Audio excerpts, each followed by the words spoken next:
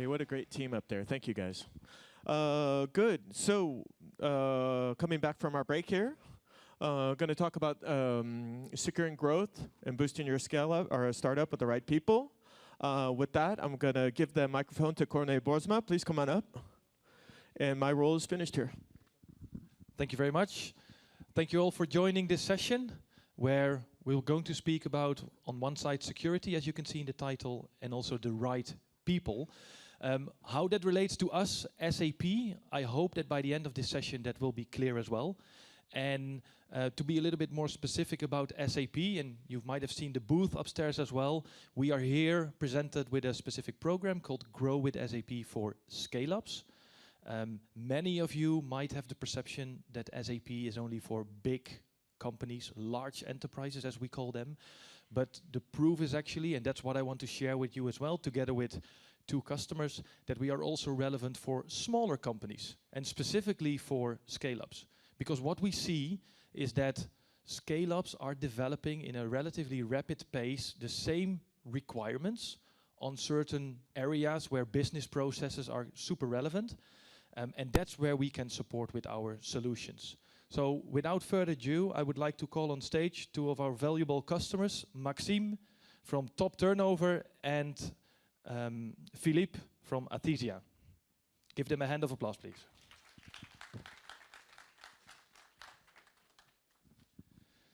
Please get seated and take the mic. And maybe it's good to start off with a very quick introduction from your side, Maxime, to the audience. Thank you, Cornee, and hello, everyone. So really pleased to be there. Thanks for the invitation, SAP also. Thanks, Cornee.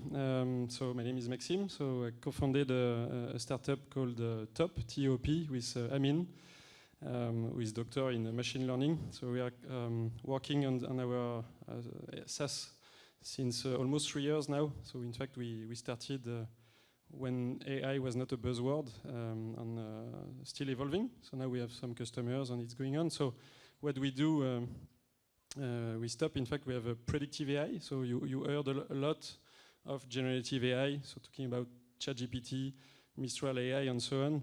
But we're not talking about this family of AI. We're talking about the second family of AI, which is not really known until now, but you will hear about it, which is predictive AI. And we are mainly working in predictive AI in the HR environment, which is a bit also special. And what we do, in fact, we predict the turnover in the company, and we support the big customers mainly to retain people better thanks to predictive AI. So this is a new approach in the world. And we are quite alone in France and Europe, but our competitors are abroad, so yeah. Okay, so the turnover has nothing to do with revenue as such, because some people might recognize turnover in terms of revenue, but it's about people leaving your company. Exactly. And the value you bring is the risk of people leaving and the cost associated with that. Yeah, we identify the risk per employee, and we also give advice based on machine learning to give the good supporting action to the managers or to the HRBP, depending of the politics of the company, to retain people better. And it works. So it's only the beginning of the technology, but it's on its way now. Okay, and maybe in terms of numbers, how big is your company in terms of employees? Yeah, we are more comfortable around thousands of employees, of course. Of course, we have also smaller customers because this is the beginning, but we work for big companies in bank, insurance, right now, in France also, which was not easy because there is a really social things in France, also reputational aspect to explain, to build, and so on. So bank, insurance, energy now, and also starting in the defense industry area next month. So yeah. Okay, thank you very much. Over to you, Philippe. Can you please do the same introduction about yourself as well, your company? Hello, so it's Philippe, the founder and CEO of Athesya. I'd like to thank you for the invitation to attend this session. Athesya is a relatively recent company since it has been founded end of 2020. We are specializing on cybersecurity solutions with regards to first protect as much as we can users, identities, networks, infrastructure, along with data, And the specificity of Athesya is that we are unifying cybersecurity on a network, on a framework. Sorry about that. On a framework with regards to deliver use cases. So it's not only solutions. Some customers are asking for solutions because they know what they need or what they want. Most of them have no clue whatsoever on what do they need to implement this or this use case, such as, I would say, network protection along with identity access and this kind of stuff. So we are developing this framework that unifies all the solutions below. And what is the size of your companies in terms of employees? So we have two different targets, I will say. Abroad, so namely in Asia Pacific, Africa, and Latin America, we are working with large telecom providers along with governments. And in France and Europe, the market is slightly different for now. So we are working with MSSP, so service providers, cybersecurity companies that are delivering the services by leveraging our tools. And in terms of target, it's anywhere between SME, SMBs, up to large conglomerates in Asia, especially because the telcos have a big market share on the enterprise segment. So they can leverage our solutions either by delivering the solution to their large customers or providing solution as a service or platform as a services for SMBs. So what I said in my introduction is that I wanted to bring two smaller companies on stage to prove that we're not just for the large enterprises. I think you shared both what type of customers you are serving, but bringing it back to your own company, maybe Maxime, how many people do you have on your payroll? What's the size of your company? On our payroll, we are quite a lot, in fact. We are 15, but shared also internationally because we have a competence center, a development center in Tunisia, near France. And the other part of the team is in France. So, but we have international ADN. So yeah. Okay, thank you. What about you, Philippe? No, we are tiny. We have a wide offer. I keep saying we have a dwarf on the market in terms of number of people. It's also a will on my side not to have a big headcount. And that's why we picked SAP as well, to automate as many processes as possible. But we are more or less 10 people, 10 to 15 people, because we have a lot of people abroad that are acting for Athesya as well. But 10 to 15 people, it's not big for now. And it will never be big. I mean, we'll try to keep the headcount as low as possible. Because you automated everything as in your backend. Okay. Yeah, that's the point. The hot topic, I think also last year, but it will remain for this year on events like this, is of course AI. What is your view, Philippe, on this one in regards of cybersecurity? Because those things are not disconnected, right? So, it's a pretty tricky question, I will say. I apologize if I'm not politically correct. AI is a great tool. It has to be managed very carefully, especially on cybersecurity. So we are leveraging AI mainly for process automation, but we are keeping it for now. I'm not saying it won't come later on, but for now, we are keeping it away from the actual cybersecurity expertise approach. I mean, AI is very good for some stuff in terms of threat detection, fine, but it cannot be the center of the solution. Human needs to remain very present. So we are really using and we are developing a very specific project that I cannot mention on AI. But for now, we are very careful about putting AI as the center of cybersecurity. Okay, thank you. And you mentioned already the type of customers you're serving, like governments, big corporates, MSPs. Is it relevant for smaller SaaS companies as well to think about cybersecurity eventually from day one when they are building and growing their company as well building their solution? Yeah, basically the approach of Athesya is quite, I will say, if I may say that, unique. Any solution or any use case can suit any type or size of company. We have different level of or different means of delivery. We are delivering over the SaaS, so over the network. We have a strategic partnership with another company, not to deliver our solutions on public internet, but across MPLS networks, which is much, much more secured.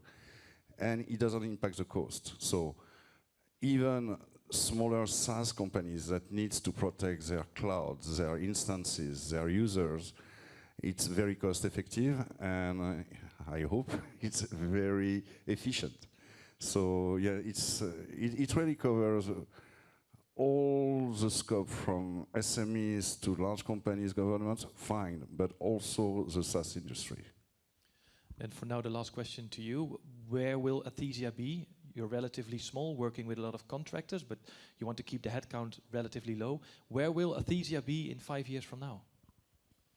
So it's really a balance. I think when you automate properly things like HR, for example, okay, and you manage to keep people happy, and you have a very strong HR policy when it comes to who do I pick, how I remain, or how I keep these people, and having a full automation. In 5 years from now, if we are 100, it will be already big. It's going really to depend on the expansion, international business expansion. Right now, we are present in Asia and in Africa, not across all countries. So in Asia, we have 3 countries. In Africa, 4. We are focusing recently, since the last 6 months, on France, and it's not the same. I think 100 people with all the very specific, I will say, ways we are working with partners, we won't need so many people. 100 will be already a lot. Okay, thank you very much. Over to you, Maxime. You've built your solution, as you explained in your introduction, with AI, which is a core component of the predictive capabilities that your solution has. How does regulation affect the way you've built it? Well, first of all, it's important to understand that there are not so many players in pure AI. I mean, there are not a lot of companies developing their own AI. Nowadays, there are a lot of companies building interfaces with AI solution, with Gen AI solution, and so on, and using their models, their large models, to do many things. In Top, we developed our own predictive AI, which is important, and we started like this. We say, okay, let's see how it goes and how it works, this predictive AI, and we saw that it could work, so it was starting to work. Now it works. But at the same time, we got some message on invitation from the French government, from the Ministry of Work, from the OCDE, some visits from the French Army, and so on. So we just figured out that, okay, we are touching something and we are going in a way totally new, and we need to open also our doors and collaborate, communicate, and understand also where we are going. So we are still on our way. But we really believe that it's a part of the future of work, and what we develop in Top will be a game changer in some years, because everything takes some time. It's not a story of 2 to 3 years. I think it's a story of 5 years, 6 years to be totally on the market and also abroad. And we also study a lot what's going on abroad, because our competitors are in US, Canada. These markets are really on top also. On this type of product, Israel also, and on this. So we need to develop and to follow our development as a European company, French company, to do ethical AI also. It's important things, and to become a good model of AI. Thank you. Can you also share a little bit about your go-to-market strategy? Because if I listen well to your solution, you require third-party data to feed the model and to do this magic, basically, that you've built with your own AI model. So how does that influence your go-to-market? It is a story of a lot of SaaS solutions. One of the keys is to be interfaced with as much as other SaaS systems. And mainly for us, because we are talking about HR, we need to interconnect our SaaS with main HCM systems, such as SAP, and we will be published on the SAP stores next month, also partnering with other editors. But we need good data in volumes to work properly. And so this, as a go-to-market, really important point also when you do SaaS as a disruptive product, because it's really particular. The story is marketing. So we work with a PR company we do a lot of communication in France, abroad, on this, and this is really time-consuming, but investment also to explain to the HR environment how what's AI, what's predictive AI, how it works, and so on and so on. So it's a lot of energy on this point, and also on the product, of course. And after it goes, but it's a story of time. And what learnings can you share to the audience when it comes to building your own AI, embedding it into your solution, and maybe then linking it also to the regulation, because that seems to be a quite hot topic nowadays as well? Yeah, so find the good people in terms of tech, because really people who know how to develop AIs are not really common, even if the technology now allowed to develop AI, such as product as Hugging Face and so on. So it's democratizing now. But yeah, find the good people is always the really strong aspect. And also about the law, the evolution of the law, because now the main base in terms of law to develop AI is RGPD, which was in fact at the beginning a French norm. RGPD comes from France, and now it's a model in the world. So that's I think a good thing also for the French AI to become a model in the future. And so now we are controlled by RGPD, by the CNIL in France, CNIL, which is a part of the French government, to control what we do with the personal data. And the CNIL just launched a new service called SIA, which is the service taking care about all the programs of AI in France, collaborating with the European Union. You heard maybe about the AI Act, and it was voted really a few times ago, and now by 2026 they will adapt this to the French market and any other European market. So we are already preparing our solution to be audited. We have a view in top to follow the ethical of our solution, to see the force of the algorithm on the population, and so on and so on. We will need to get a certification, EU CE norms also on this type of soft, and so on and so on. So there are many things, and be sure that the state and the European Union is really taking care of it for good, I think. But at the same time, you know, it's on its way. So I think it's okay. Thank you very much. One of the reasons, as I mentioned before as well, is that both of you are our customers, relatively small customers compared to the general perception that a lot of people have. Philippe, what was the moment that you considered, hey, I need to basically invest into this area of, call it, better business processes to get them under control, and with that securing your growth, as an example? So basically, there were several points to be taken into consideration. First one is Athesya is a French European sovereign company. Also, we are sovereign here. We are selling neutrality abroad for each of our customers, which are not part of EU, to regain sovereignty as per choice. Okay, so we needed a solution even in the back office that was European. Then the second consideration I looked at was our customers or our partners are large telcos. These people are very complex to manage when it comes to financial models. They have a lot of different offers, and SAP was matching all the boxes with regards to later on. So we took it early stage, but I knew why.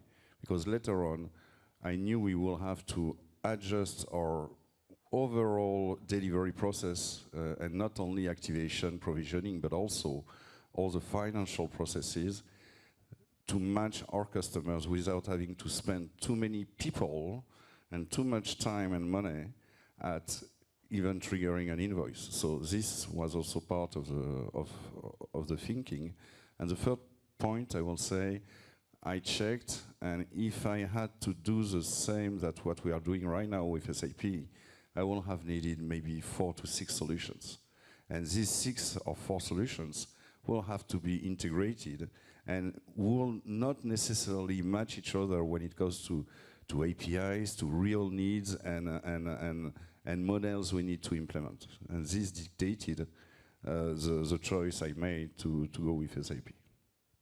Maxime, over to you. as again, the perception only for large enterprises.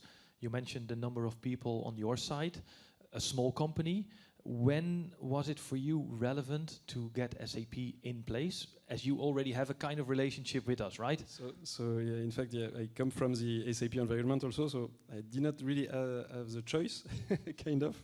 But no, to speak frankly about the SAP offer, even for startup, I also manage a SAP partners company, integrator, since 10 years. And we also address startups on this side, working for pharmaceutical startups, telco startups, and so on. And now, moreover, with the new offer of SAP, which is a SAP ERP cloud, public cloud or private cloud, it's much more convenient, cost-effective. You have the full suite of required solutions, as Philippe said. Easy to start, not a really long time to settle, and it's scalable. And just be aware and understand that when you build a business, you need to start with a good best practices, good process, good integration between your services, and to manage a company, to have the good data, the good KPI. So, and SAP is in the world the best solution to do this. When you develop a company which need to be big, you need to work with the right tools, and SAP is the one, I think. Yeah. Okay, thank you both very much. Some closing words from my side. Two companies, small companies in different industries. One is in cybersecurity, the other one a little bit closer to, well, HR. And that's what we see across Europe in general. We see different industries where scale-ups and also SaaS is part of many of these industries is relevant. And especially when you want to achieve your growth, of course, with the right people and in a secure way, and these companies can definitely help you there. But it's key to focus on having the right structure to make sure that you can grow internationally, because that's mainly the trigger that we see if you want to expand beyond France. So you build your product in France, but now you want to go to, well, Switzerland, maybe from a language perspective, an easy one. But on the other side, maybe Germany, the Netherlands, or UK, which is a big market. You need to make sure that you have the right back office, and that might sound boring, but you need to make sure that you have that in place before you actually start that journey. And I hope that the stories from Philippe and Maxime help you to understand why they went with us in that journey, as well the value they bring as a SaaS company. So give them a big hand of applause, and thank you very much for your attention. Thank you. Thanks.